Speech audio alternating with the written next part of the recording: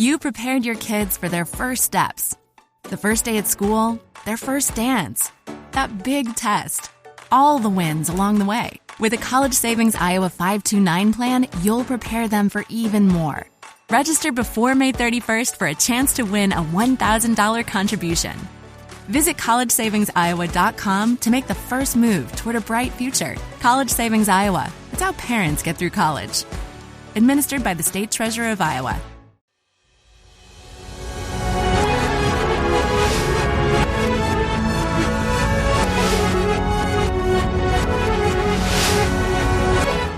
Hello there, welcome to One on One. My name is Bridget Otu. Today on One on One, we're talking about the Electoral Commission of Ghana.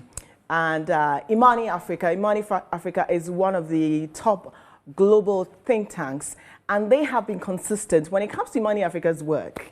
The interest of Ghana, preserving Ghana's democracy, is at the apex of their work. And they don't just speak. When they speak, it is backed with facts, with research. So I'm personally excited about engaging IMANI Ghana on where we are, especially where they see Ghana's democracy under threat, looking at the posturing and some decisions by the Electoral Commission. Mr. Franklin CUDJOE is the founding president and CEO of IMANI Africa, and he joins us in the studio to talk about the Electoral Commission.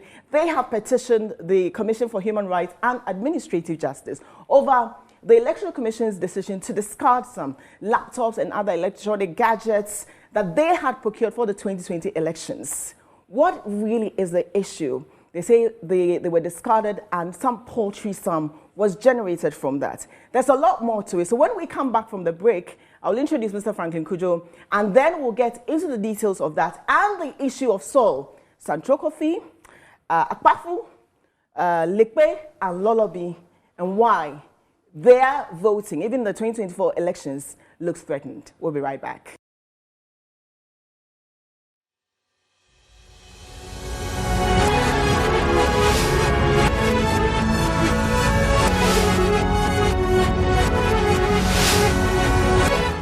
Welcome back to One on One. Mr. Franklin CUDJOE, thank you very much for joining us. Mr. Franklin CUDJOE is the founding president and CEO of IMANI Africa. Thank you so much for joining us. Pleasure. You're far too kind. No. I think I'm a big fan of the work that IMANI Ghana does so far as our democracy is concerned. I mean, we need institutions like that to keep speaking truth to power, especially when we're dealing with a government that is hell-bent on, pushing a certain narrative. I think it's important that you have very strong people, strong voices speaking truth to power. So I'm honored to have you on the show. I want to speak to a piece that I read, you wrote, that was just yesterday, about Electoral Commission saying that your response, your posturing about what is happening at Seoul is false, and listening to the Deputy Chair of the Electoral Commission, Bosh Monasari, says it is not their fault. That is Parliament's job. And that when they presented the CI, Parliament was on recess. I want us to start that conversation from there. Their levels of competence reached has actually gone beyond the roof. I don't know how to nicer in describing whatever they do at the commission. From getting basic arithmetic wrong to issuing statement and recalling the statement. Even the statement they issued against me concerning the SAL was sent ahead, and then midnight they sent text messages to journalists and say, "Oh, there's a mistake." They corrected the mistake and actually made it worse, the final product. These are people who are lying, pathological liars as far as SAL goes. Look, Bridget, the timelines this gentleman is referring to, they are made up, essentially made up. There was a precautious attempt to actually deny the people of SAL. It was a grand plan by the local government, the government and the EC actually to do that. Because yes, it's true that they laid the process started in October, and so Parliament went on recess, and so they were stymied and they couldn't continue the process. That's fine. See, anybody who was interested in actually making sure we voted and were represented, we even go beyond 2020. Yeah. Admitting that there were processes that were obviously apparently beyond their making, which is a lie, by the way. What happened from January 2021 up to today? Down, yeah. What happened? People die, members of parliament die, and within days or weeks, they are replaced. Yeah. By-elections are held, and the EC is so much speed, it gets it done. Right. People have been denied. Almost 30,000 people have been rendered stateless. Yeah. And the EC, Bosmasari, Jen Mensah, Tribal Kweku have not for once apologized to these people. So I wanted to reference that letter of 30th November 2020, where you were part of a meeting between the community and the Electoral Commission and there was an agreement that they will vote. Just walk me through how that letter was written on the 27th of November. Oh, 27th. Addressed to the EC. Right. And the reason, essentially, the letter was warning the EC that if it did anything untoward and led to the disenfranchisement of SAL people, right, there will be consequences. Well, my elders approached me and I said, well, we can have a meeting with Jean. So I wasn't part of the meeting, but the meeting happened because I met them later. And they met with Jean and the assurances were given that, look, there are problems, but you guys are likely to vote. Because the following day, which was the meeting was held on the 30th of November, and the following day on 1st December 2020, Samuel Tete, who happens to be the director for operations of the EC, spoke to the media and said categorically that, all SAL people will be voting in their mother constituency. There's a reason why he used the word mother constituency, because it was that which birthed them, really, and that there were processes to, the EC had begun processes to take us out of that constituency, the mother constituency, to a new constituency, but they had not completed. So the EC operations director knew that and understood that. Jean knew that and understood that. Then, after my people had left for a hometown, 5 days later, on December 6, 2020, the EC issues a statement, clearly, without any basis, just said, people of SAL will not vote in the parliamentary election. I know that they had packaged ballot papers prepared already. For parliamentary, right. I'm aware. Yeah. But they stopped it along the way and they never brought it. They never brought the materials. So the decision was taking 6 hours to the vote.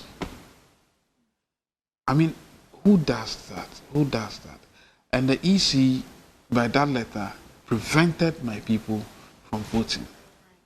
This is trite knowledge. Isn't it strange that the EC now issues a statement that says I'm peddling falsehood, that they actually disenfranchised my people? They claim, and I listened to an interview with the Deputy Electoral Commissioner, Dr. Bosmanasari, who said that it is not their fault and that it's Parliament's fault. So if anybody is looking for blame, they should blame Parliament because it is Parliament's fault. What would you say to that? You know what's funny? So Bosmanasari and his co-conspirators actually are aware that even if the process started in October and we're already late, why were you continuing the process? Why did you follow through the process, knowing very well that you may not end before the elections? In fact, I don't want to justify the Attorney General because I think he's a very wicked human being. The things he's done to many people in this town is just unpardonable. But I'll reference him for the purpose of my argument. For this back and forth, when the EC wrote to the AG and AG's advice, apparently AG had advised them that, look, to avoid a constitutional crisis, let these people vote for parliamentary in the Boem constituency. Right. Something that's beginning, which sounds somewhat plausible, not the ideal situation, right, but then somehow related and say, okay, it's better than not having anybody at all. They never bothered. In fact, the AG used the word, what's it called, constitutionally unsound, by preventing people of SAL from voting. Right. So the government's own lawyer knows that what they did was wrong. And so I'm surprised that and I'm saying that Bosmasari knows that if you started the process, contrary to what they claimed, they didn't know when Parliament would go on recess, but they knew when it started, October 9th. And you knew very well that even if October 9th had come, but the dates were not going to add up. in any case, what stopped you? Assuming you couldn't do anything before the elections. After the elections, what stopped you? And Parliament is a master of its own rules. Anything else could have happened for us to be represented. You know, I keep making the point that if this deliberate disenfranchisement of SAL by the EC had happened in the Ashanti region, for instance, in any other region that my friends in the NPP are very well represented and very loud. You know, they are very loud, really. You think this would have happened? You think 4 years on, 30,000 people within Ashanti region really would not have been represented? Really? It wouldn't happen. Although the EC doesn't respect the people of SAL, doesn't respect ordinary Ghanaians, and doesn't respect their own rules of being fair. I wonder why they even have transparency and fairness as their motto on their letterhead. What is the EC's interest in not seeing the people of SAL vote? First of all, I'm not able to tell, except to say that I think they played themselves into this grand plan by the government to deliberately make a win. Because it's called gerrymandering, really. You know, you can gerrymander by constitutionally changing boundaries or by force evicting people, which is what the EC actually played into. So the EC somehow fiscally, well, virtually, more or less, took us out of the elections because they knew that if they had brought the ballot boxes, would have voted in Hawaii anyway. And Amaru won by how many votes? If 30,000 people, and that area is largely NDC, they would have voted for their candidate anyway. So Amaru would have lost. So anyway, by the way, so the EC's interest is essentially being a pliant tool in the whole grand larceny that led to this disenfranchisement. I think they played a huge role. They were aware of it. I don't believe they were not aware, given the things they've said, the lies they've been peddling. I now believe firmly that the EC was complicit in this grand plan to this. But Damboche is the only other person I totally blame. If he had made certain comments my elders had prior to this whole thing happening, he claims he's not unfairly targeting, but he's been irresponsible, very, very irresponsible. To think that for a very long time, he's not spoken about this matter, and he's sitting somewhere. Now here he's doing campaign for, he's the chairman of the campaign for Bawumia. How ironic. To think that people like this are helping people who want to run the affairs of the country, but are not interested in making sure that people they have deliberately disenfranchised are actually brought into the free. Okay. So with what the Electoral Commission is saying, I mean, and look at the processes, does it look like the people of Santrokofi, Apafu, Lolobi, Likwe will vote in the 2024 elections? It's a good question, but I think I'm speaking to some top lawyers, and they are telling me that if care is not taken, you know, the assumption is that the Guan constituency has been created. So because it's been created, then there are issues.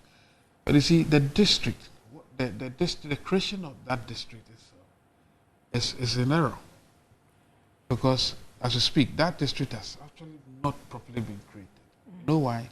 But the schedule that created, that mentioned the SAL areas as part of the district that were created, unfortunately did not describe SAL as a district. It said SAL traditional areas. Meanwhile, the schedule was creating district, the other district that had been created, but their names were mentioned as district. But SAL was not mentioned as a district, but only said SAL traditional areas. Now, that is unknown to the law. So, which is also deliberate, is that? Well, even if it's not deliberate, now you can't put anything, but if it's not deliberate, that ought to be cured. Those are the issues we decided to cure. Supreme Court here. The Supreme Court thought otherwise. I don't even understand this whole thing, by the way. So what has happened is that if in the unlikely event that, a candidate like the NDC candidate wins, I foresee an MPP candidate who is smart going to court to say, no, this district was not properly created. And because of that, the constituency created out of it is also illegal. Anything can happen. Now that the way the courts are the way they are, you never know. Wow. And what has being currently, what is the feedback like on the ground? What are you picking on the ground from the traditional? Well, people are very angry, and especially people. given yesterday's very delinquent letter the EC wrote. They couldn't believe it. People were calling from villages were like, what? The EC is saying they were not complicit, they were not, they didn't play a lead role. Who issued the letter? Yeah. If the EC had a good conscience that my people, elders have come to meet you, 30th of November, 1st December, you assure them, oh, you vote in their constituency.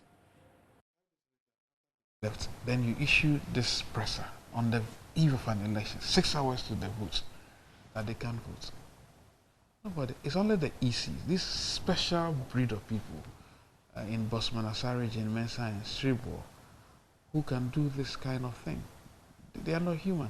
And I know earlier you talked about the fact that when we lose a parliamentary candidate, quickly we organize, we find the resources to organize a by-election. Agog with happiness, trying to say, oh, we will deliver, don't worry, we'll do everything right. They deliver within weeks. John Kuma, they've done Ejisu not long ago, but Ejisu by-election has been held. We did Asin North for... Asin North. Yeah. After callously taking Jashikwesin of the ballot. They did that. So I don't understand. So that's not the only issue that IMANI Africa is raising with the Electoral Commission. They've also raised the issue of procurement issues, and this has to do with 2020 election. Prior to that, the Electoral Commission purchased some machines, BVDRs, and scanners, and photocopy cameras, and whatnot. Millions of dollars was spent on that. Now, the Electoral Commission has gotten rid of those machines, and IMANI Africa has raised some serious... They didn't just raise those issues. I mean, they talked about it constantly in the media, but they have gone ahead and petitioned the Commission for Human Rights and Administrative Justice to investigate further, because they believe that it was done in bad faith. Those machines could have probably been used, and they want transparency and accountability. I want you to walk me through, when did this, occur to IMANI that, look, we need to go into this, let's look into this, and then when you approached the Electoral Commission, what was the response before you got to Shraj? Again, thank you. Again, like the Sal matter, this whole thing started from 2020. Right. In January 2020, out of the blue, the EC issued a statement that all the biometric equipment verification machines they had and the BVDs, the BVDs are the ones that they're the receptacle against which you use. BVRs are those who collect the information. That's what you use in collecting voter data and all that. Okay. Made up of scanners, cameras, and laptops and all that. The EC said all those materials in their possession had come to the end of life. Obsolete. They were dead. Right. When we saw the statement, we said, no. Immediately we said, these people want to procure something. Right. So we started asking. We went to Parliament and asked for records. Anyway, that statement, the issue said, all the machines were procured from 2011. So they had come to the end of life cycle. We said, but that cannot be. Even if some of them were, it's not, you see, it's not every part of all machines, all parts that could be destroyed. Right. Some parts will still be working. Laptops will be working. Cameras will be working. A few things will be working. You see, these are not daily materials you use daily. Absolutely. They are not mobile phones. Absolutely. Use them once in a while. Absolutely. I mean, I have cameras I procured in 2011. I still use them. Just in the head. That's it. Yeah. Yeah. It's like I saw a video of a refrigerator in Otunfu's Palace, apparently bought in 1974 years. Yes, 70 years. If it were the EC, they would have procured new crap. Right. So we saw that and we said no. We knew that consistently the EC, before prior to the coming of this special 3 people, the EC had been upgrading equipment that we had.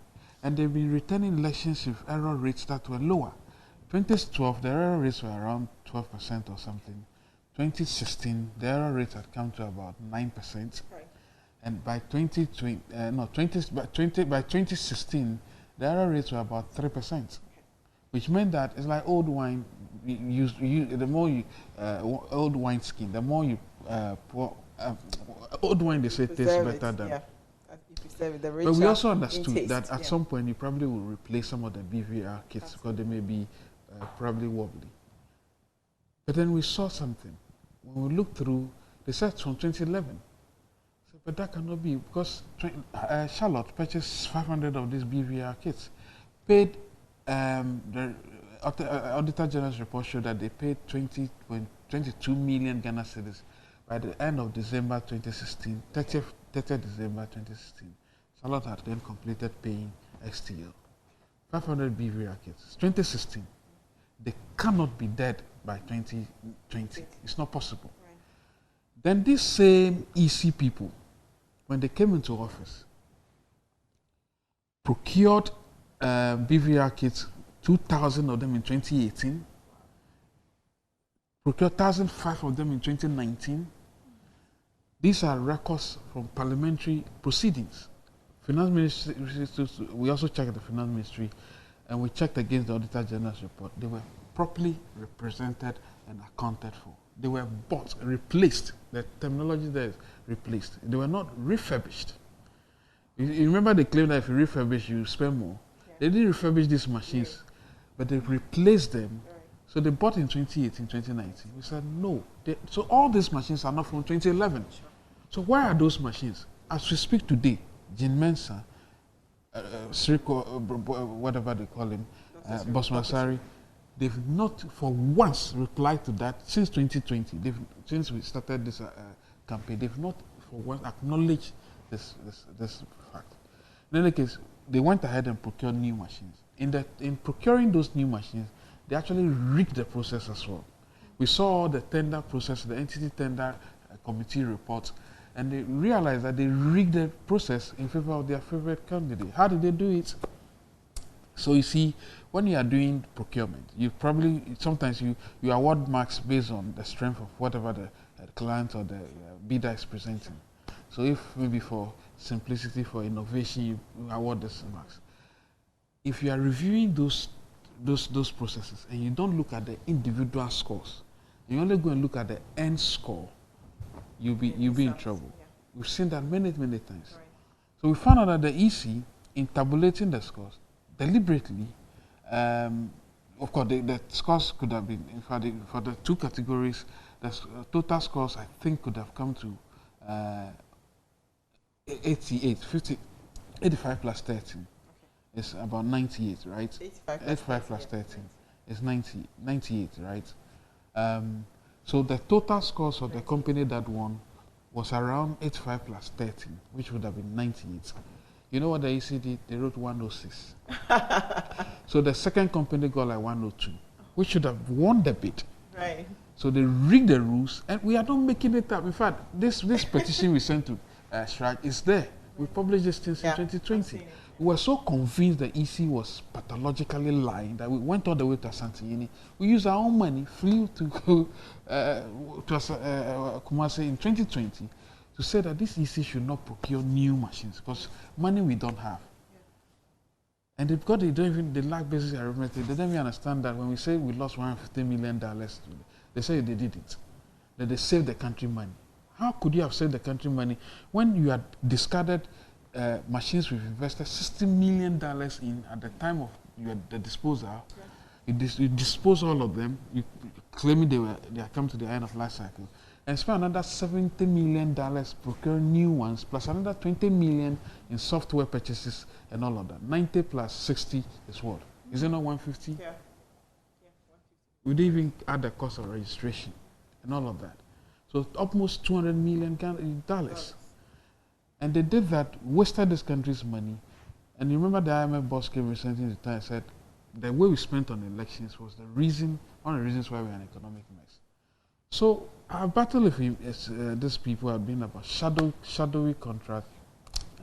contracts, and then very just wastefulness. In any case, that matter, people didn't want to hear it, but we believed that the EC was complicit and was wrong. Then we just heard recently that they had disposed of these machines. I said, but wait a minute. Yeah. First of all, how did you dispose these machines of? The machines have critical data that you need to dispose of dispose them of properly. There are protocols guiding the disposal of electronic equipment. It's not just any other waste material that you dispose of. We were sure that they didn't follow the entire process. We looked at the processes, and some of the companies they mentioned were recycling companies, but not companies that had expertise in actually using those equipment. And we said, look, for crying out loud, these machines that you procure, that you claim you added to the so-called discarded machines, you could have saved the country money by giving those machines to some other people. But you know what we believe at IMANI? I think they cleverly did not buy the number of machines they said they would buy in 2020. Inflated the numbers, right, and then made sure that these machines were slaughtered. Because we saw the machines, we had video evidence that showed that some of these machines that they claim had come to the end of life cycle were actually used in the election.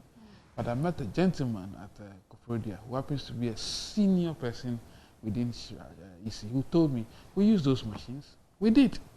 So what they are forgetting is that when they lie... So who is benefiting from all this? Is it, I mean, I shudder to think again, I tell you, you know the story of the dummies, the story of the... I'll probably remember the story later. I think maybe some people are just too happy to please official though. Because I don't understand why you do this. As for the tender rigging and all of that, maybe a politician and maybe the EC itself may be benefiting. I don't know. But clearly speaking, they rigged the rules to the extent that the entity tender committee chairman, the one who sat and foresaw, basically superintended on the process, said, God, the process was so bad, he recused himself from the process. Wow. Yes, he did. These are all documented proof. We don't make these things up. I mean, can I make up 85 plus 13 and come and tell you it's 98? Yeah. We saw them. In fact, the committee members were not even qualified. There was a girl who had just finished law school the day before, was added to the committee to review a contract worth $70 million. Wow. It's astonishing, it's sickening. If we ask for this one, they say here, Kelly, you weep and cry at the same time. You can, maybe later on Kearney, the same process, fraudulent procurement process. And that lady is still paying a fictitious company $1.5 million for her money every month up until from 2018 for no work done. I don't know what's happening to this Kufado's country. What do you think happened? What do you think what has gone wrong with the electoral commission? Because I mean, if I remember what they did to Madame Charlotte Osei for procurement breaches and how she was literally hauled out of her office, and I did not anticipate or envisage anything close to what we're experiencing. If Charlotte Osei's sins were to be graded, I'll say that these are probably just a minute aspect of that. But these people are just the Lucifer themselves. I mean, they are the real culprits. They've done so much wrong. They've done so many shady things, and it's sickening. So, Charlotte, in fact, they should be hard anyway. I don't know how the elections should go. However it goes, these people must not be there. Never. You mean the current people at the Electoral Commission? No, they shouldn't be there. If Bawumia wins, we would make sure we press that. If John wins, it's even easier. Right. Because they'll pack their bags even before, because they know their fate already. First of all, they're incompetent. I'll never employ people like that anywhere close to IMANI as dog catchers. I'll never do that. Never. And they are unapologetic about it. Unapologetic. They are brazen. Yeah. They are so dishonest. Yeah. I couldn't believe my eyes when I read the statement. Yes, I read that too, and I'm glad your response came like immediately. Yeah, you know the funny thing, people are asking them on their own social media platform, so what did you do? You waited all this while to tell us this? We already know what you did. What have you done? It's like you are taking me out of my broken home. My home was not broken by the way. So you want to give me a beautiful life. Then you couldn't give me that life, and you've left me by the roadside to the elements, and I'm there like an internally displaced person in my own country. But Mr. Franklin CUDJOE, just hang on a bit for me. We're taking our very first break. When we come back from the break, I would want to find out from Mr. Franklin CUDJOE if they've had a response. First of all, how has the public response been like? If Shraj has responded, and what they expect, moving forward. And then I would ask him about the campaign. I mean, there's a lot happening. Mr. John Mahama was first to go out, then he left. He's back. He was in was it in the Ashanti region? Mr. Baumia is also on the campaign trail and making promises and retracting and saying there were jokes. What does he make of the current political atmosphere? We'll be right back.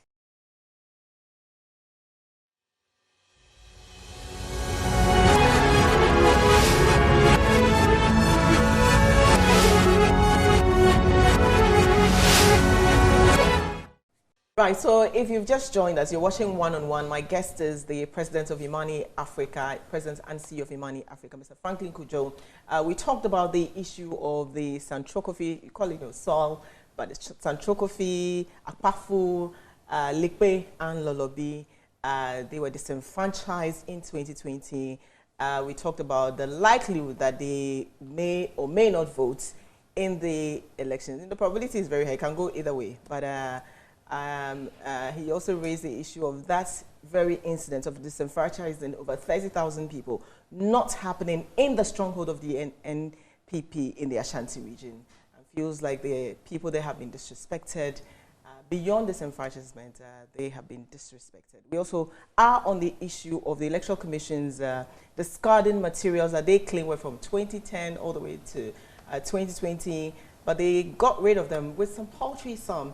And they have gone before the Commission for Human Rights and Administrative Justice, asking them to further investigate because they want transparency and accountability to ensuring that Ghana's money is wisely used, especially at a time when we are in an economic crisis. Mr. Franklin, have you had a response from the Shraj first? Yes, we've received official response, basically saying they'll get back to us. They are looking at the documents, and yeah, they'll get back to us. Okay. So what was the response like publicly when you put it out that, look, we've petitioned the Shraj, and what were you expecting to see? To be fair, actually quite overwhelmed, because people were like, now we actually are beginning to see where you're coming from, because the way we laid out the issues. And I was surprised because we've done this in the past 4 years anyway. So people were pleasantly happy and said, okay, look, this is a way to go. Some people said you should go to court. And I said, court, I am not too sure, because my experience over a Kearney-related matter, when the judge said rather irresponsibly that if you guys, if you don't know and you lose this case, we'll surcharge you against the state. And I said, I told the team, stop this case, because you're not likely to get a fair hearing. It's unfortunate, very, very unfortunate. So I said the court, no. I was in the Supreme Court one time, so I see they were fighting the lawyer. I was surprised. Then I asked the lawyer, is that what happens here? I said, how can I be there? And High Court there, I'm going to see for my bed. Complete comedy. I mean, anyway, let me just leave it there. But I like, there are judges that I respect a whole lot. I mean, there are a lot of beautiful minds in the judiciary. But I thought not to go and waste my time in the court. I wouldn't. No, not under the current dispensation. I would not. So, not that we hope that everything will go well with Shraj, not that we find Shraj a bit more, we are a constitutional body, anybody can petition them anyway. And I think they carry themselves quite well in the not too distant past. So, however it goes, we just want to put on record that we did what we did. We were interested in making sure this country doesn't lose money. Because, Bridget, I tell people, even today somebody was asking me on the platform, you cry, what work do you do? People assume that we find leisure in doing some of these things. They don't appreciate the work of CSOs and think tanks or what? I mean, I'd say that we raise money competitively to do most of the work we do. If you go on our website, all the work we do paid for. Nobody pays for us going after Kearney GVG, going after EC procurement. And the amount of time we spend in writing. When I meet my international partners, like, you guys have got some nerve. The way you write and all of that. People don't believe that advocacy work takes much more of my time. I'm asking myself, I'm on a project, the British High Commission government has asked me to be deputy country lead for a project. And I'm not boasting, but I'm supposed to be earning something beyond, probably more than $1,000 a day. And I've left that work, and I'm sitting here focusing on an EC that is delinquent, wasting my time doing all of this. For what? For the love of the country. That's our motivation. And I think people should take a cue from this. It's not everybody who, and the people think we are doing it's political. I don't no, care. Yeah, I mean, Imani has been very consistent, and that's why I respect your words so Bridget, much. I mean, when John Mahama was president, I remember the press conferences, you know, whether it was on schools, and John didn't have it easy. No, right? at all, he did not. To be frank with you, he didn't. And which is why recently, some time ago, I actually said sorry to him, because I think that we were not that unfair to him, but some of the things that happened. But he was tolerant, regardless of the criticism. Very, very tolerant. Right. I mean, John, no matter what happened, my mom passed, John called me, oh, I'm sorry, I could have come. I mean, that respect was there. I mean, John, really respectable, truly a true gentleman. But my friends under this administration, anyway, let me not get there. But I think the level of intolerance is fear? Is it that they just don't want to be treated with the same spoon or ladle that they used against the previous administration? Well, I think to some extent, you know, the problem with the MPP, or MPP's problem is that because they are quite, I mean, they are vocal. Absolutely. And both some people are quite vocal, and they believe that they ought to be heard most of the time, which is something which is really, really good. But they have the media most of the time on their side, which is another thing the NDC has not done well on. So when some things happen, they can blow it, and then all of a sudden make the whole country look like an ungovernable place. Right. And unfortunately, not that we played a role, we were doing our work. I mean, I still believe that the work we did prior to 2016 was valid, and which is why we've not given these people.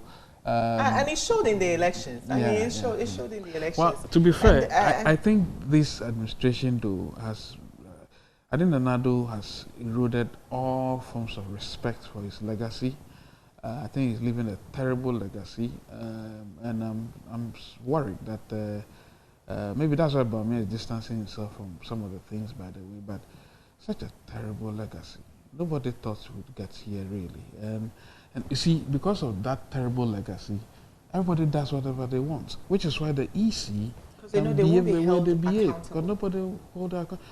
If Charlotte did what she did, and just like a conveyor belt, the presidency received a petition, these guys have gone past, be careful. But it's amazing. Anyway, yes. Does the Electoral Commission really have it in them to rig the elections?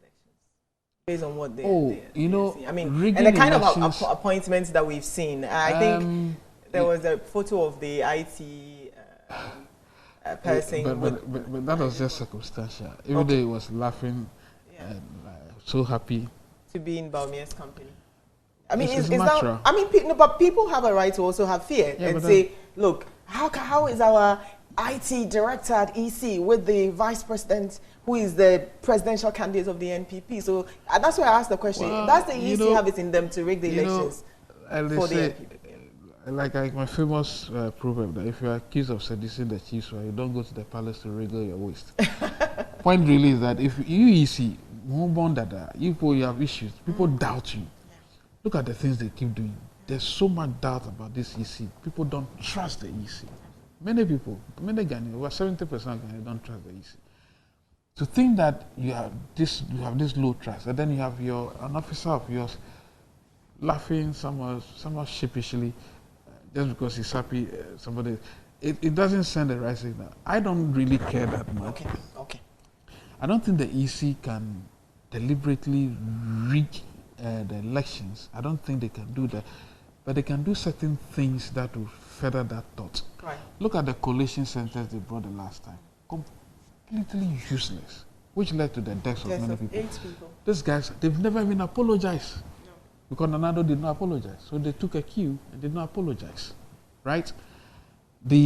Look at this other silly, excuse my language, thing they came up with, that district centers would be the place people central to go and register. Yes. How silly! How you don't even think to deny. So if you can't afford, for instance, transportation to go there, you are sort of legally disenfranchised. Yeah. You know, when they do that, and then they come and tell you that the cost of the cost of elections have gone, and it's now is lower than before. They don't even get it. If you make me pay so much money to go and register and to move from there to go and vote, that cost is incidental to me. Yeah. It doesn't. I'm just so, I don't know what to say about this EC, but I think that Ghanaians should be very wide awake. What happened in SAR could happen into any constituency at all. Right. Nobody should take it lying low. They should follow their statement, every statement they make. And I'm happy Ghanaians have seen that. Some of the figures they put out even for this limited registration, they had to change. Yes. Ghanaians are wide awake. These people can see yellow and tell you it's red and believe it. Yeah. They will do it. So I can't answer whether they can help rig, but they can do silly things to subvert people's will. Yeah, they can. I won't put it past them. Okay. I am sure you've seen the two leading presidential candidates of the two major political parties, the New Patriotic Party and the National Democratic Congress. Let me start with one that just came up. Mr. Mahama saying that he would employ the service of using technology, artificial intelligence, in help fight against illegal mining, which is like a big headache. Just want to pick your thoughts on it. Well, I mean, there's nothing wrong using AI to do so many things. I mean, look, AI does so many things for us these days, right? I mean, we can, even on our WhatsApp channels, we can ask questions and you get instant answers. So really, I don't see the problem with John suggesting that you use AI to fight with what I'm saying. It probably means sophisticated drones with some laser guided. It's possible. There are all kinds of things that could be done. So is anybody complaining? I suspect it's a good thing. In fact, I think I saw some memes by some NDC people saying, "Oh, what is he talking about?" And I was asking myself, but you're the same people saying digitalization can help propel development. So if Mama is saying has tapped into the same thing, what's the problem? Just be happy, So I think it's not a bad idea. Look, it's a no-brainer because we didn't use purchase drones to do this stuff. What did we use all that money for?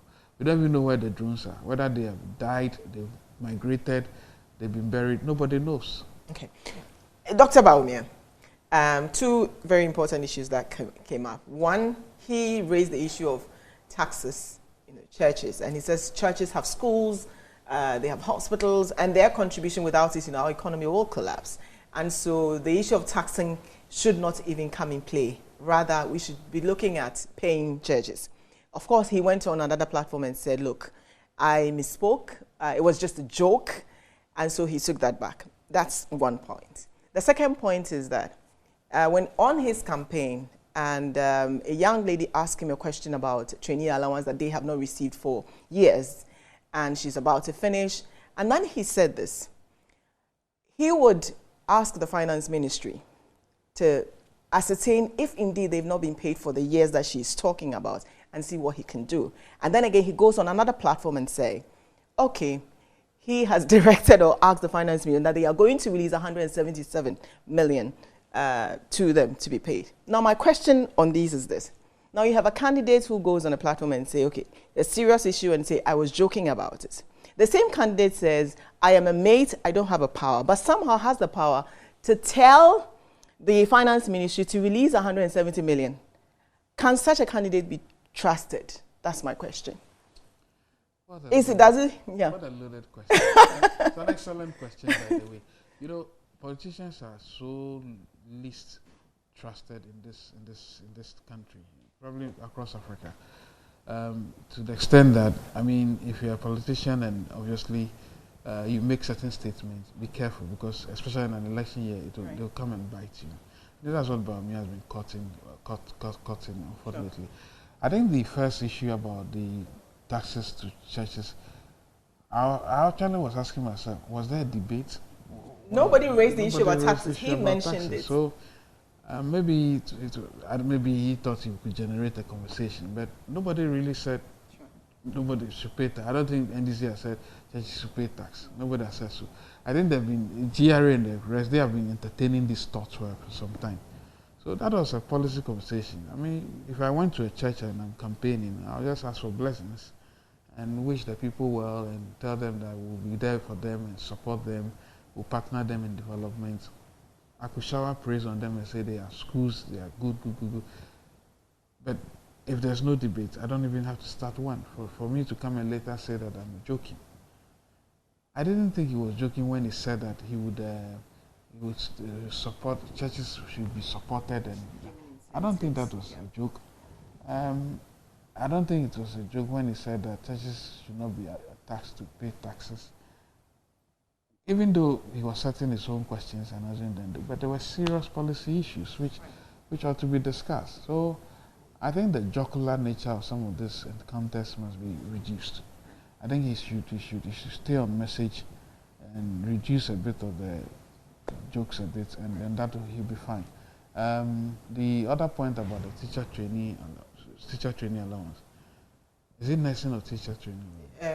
Nursing training allowance. I mean, together with the teacher training. Yeah, they're all in the same basket. I don't even. Well, maybe so. This nurses graduate.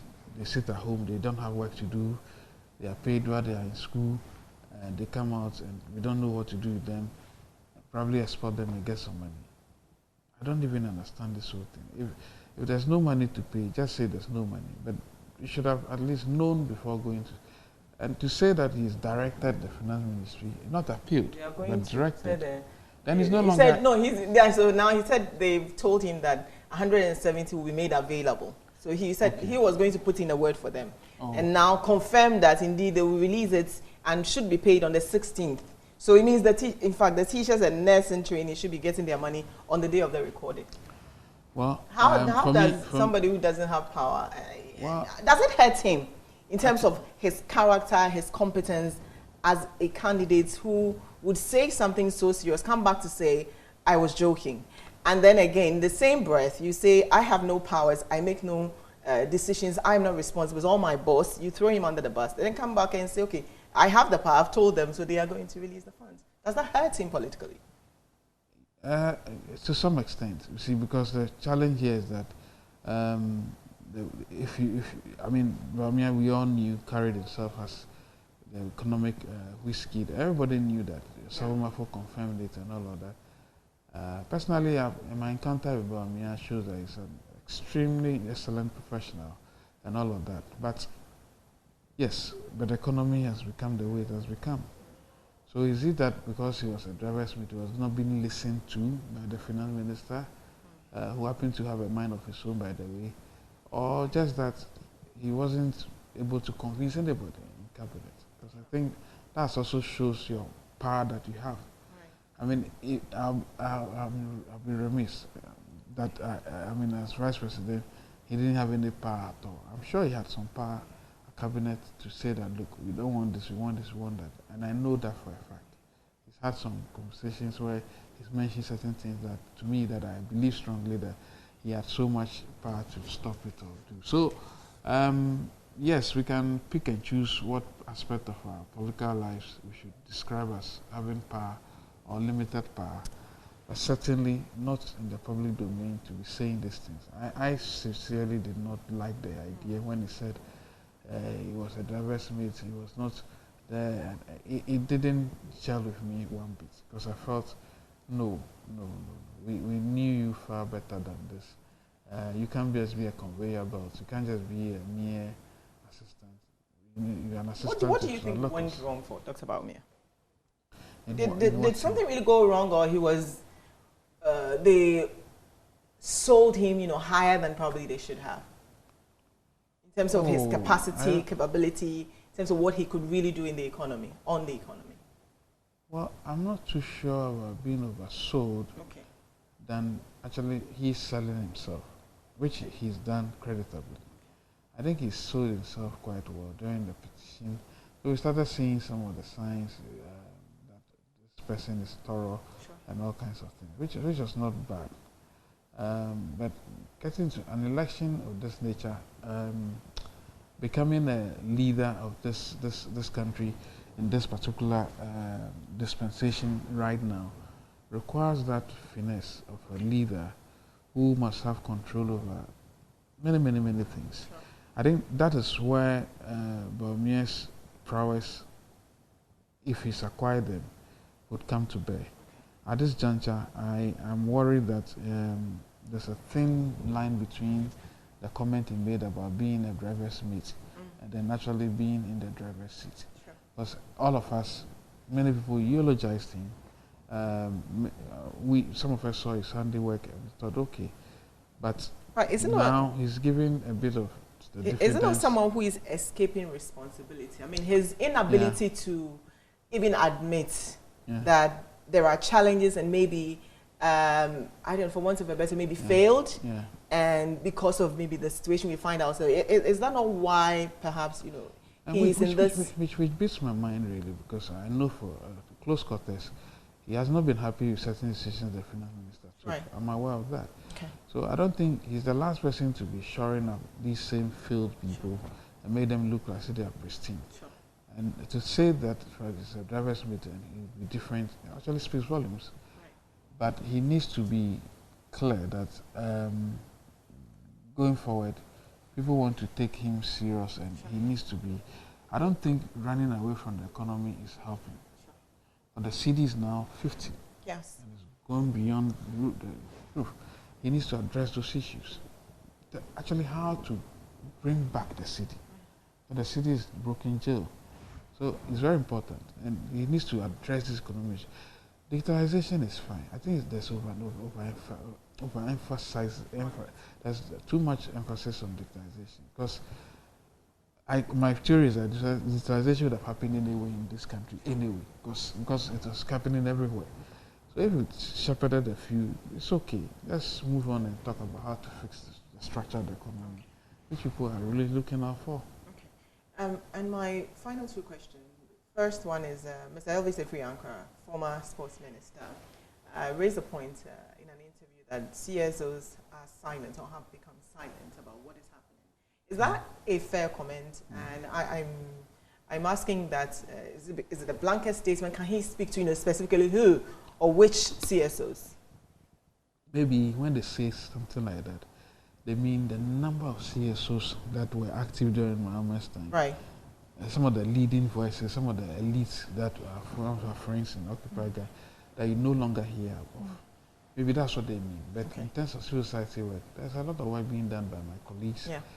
Civil society space. Just that they are not probably sensational issues like the way we devote our precious time to do this advocacy. Right. Because not everybody who really has the time and maybe the wherewithal to do this analysis and do it. And not many people like to be in the face and basically put themselves in harm's way like we love to do.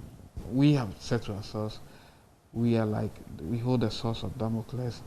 If you come our lane, we'll chop you into pieces. And it's something we constantly want to do, even if we have to stop our work that is paying properly. How is your honorary vice, Rice Simmons? Yes. How is he doing? I know there's an issue with the Fidelity, I think, ECG, where, at the time he mentioned that, they were selling the dollar. It was even 13.95. You see how laughable that thing is. Now it's 15 cedis. I'm wondering how much they're selling. And with the court cases, having to look for resources and the hazards of doing these public. To be fair, I don't think that court case should have moved on the way it should. I have a strange feeling somebody is just interested in pulling strings. Right. And it's not the best at all. We have a fair idea who that is. Right. We don't really care that much, but we think that this matter could have been solved easily by Fidelity saying, look, it's not true, the references to that, and this matter ends. To then go to court and make it look as though, because the person was reporting some official records. Yes. And if he says he's used a word you don't like, sorry. Take the word out. Yeah. Just sorry. Or just issue a statement saying, no, it's not us. And then leave it there. You're right. The city is dollar is now 15. 15. It makes this And even there's so laughable, many. to be honest. I don't think it's a good By thing. the way, the same Fidelity, they have an issue with, I believe, Kumasi Metropolitan Assembly, where they requested for a loan of 5 million. They ended up paying 8 million. The same Fidelity Bank. I don't know, maybe they are going to sue me for also saying this. And now they are demanding of them the money that the KMA had not even requested for. I mean, it's such a humongous mistake. And to think that they are chasing someone like Bright Simmons, who has dedicated his life to public advocacy. I mean, some of the things that he brings out, I always say this, I follow him. When he puts something out, I know he's meticulous. He's not sensational, doesn't just put things out that he's not verified. So it's crazy that they would target him and try and see if they could shut him up. I mean, for some of us, he has in us lifetime fans, so he shouldn't worry. We'll continuously support them, but Fidelity should get his house in order and deal with the KMA issues. I think that is more embarrassing, that I would request for a loan of 5 and then you give me 8 million. They use the money. Now you're back to say you want your 3 million back, and they say, look, we didn't even ask for 8 million in the first place. So we'll see how that case also play out. My guest on the show was Mr. Franklin CUDJOE, founding president and CEO of IMANI Africa.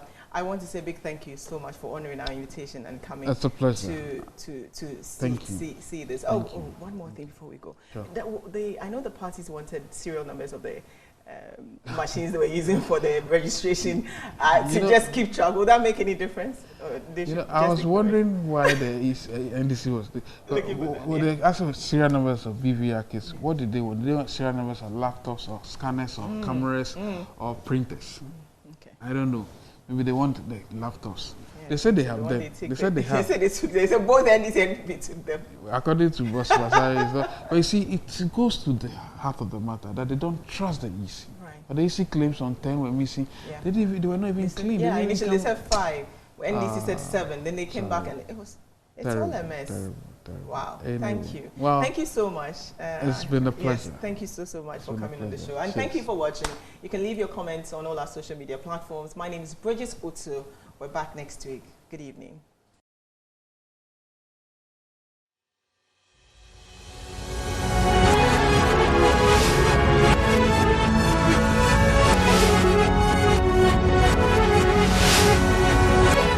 What's the easiest choice you can make? Window instead of middle seat? Picking a vendor who sends a great gift basket? Outsourcing business tasks you hate? What about selling with Shopify?